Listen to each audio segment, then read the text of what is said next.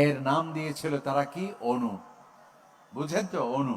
অণু মানে এর থেকে আর ছোট কিছু হতে পারে না। কিন্তু 1905 সালে আমেরিকান এবং জার্মানি বিজ্ঞানীরা তারা আরেকটু গবেষণা করে প্রমাণ করলো যে অণু ছোট নয়, অণুকে ভাঙলে আরো ছোট করা যায়। বলেন না সুবহানাল্লাহ।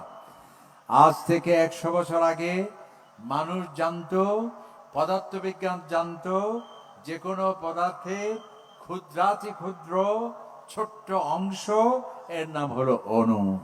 আর 1905 সালে আমেরিকান এবং জার্মানি বিজ্ঞানীদের যৌথ গবেষণায় প্রমাণিত হলো অণু ছোট নয়, অণুকে ভাঙলে আরো হাজার কোটি গুণ ছোট করা যায়, যার নাম দিয়েছে তারা পরমাণু। যেই পরমাণু দিয়ে কি হয় এখন?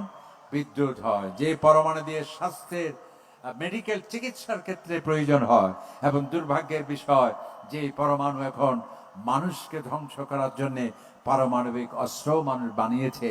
আলহামদুলিল্লাহ না নাউজুবিল্লাহ? পারমাণবিক বোমা, আলহামদুলিল্লাহ না নাউজুবিল্লাহ?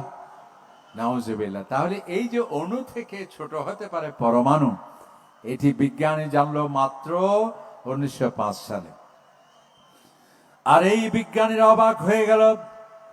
কোরআনে পাকের সেই আয়াতটি পড়ে মহান আল্লাহ রাব্বুল আলামিন বলেন, ওয়ামা ইয়াযুবু আন রাব্বিকা মিন মিসকালি যাররাতিন ফিল আরদি ওয়ালা ফিস সামা।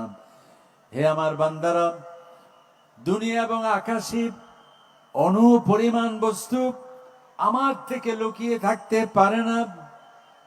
এই কথা যদি বলা হতো যে আসমান এবং জমিনে অণু পরিমাণ বস্তু আমার থেকে গোপন থাকতে পারে না, তাহলে বর্তমান পদার্থবিজ্ঞানীরা বল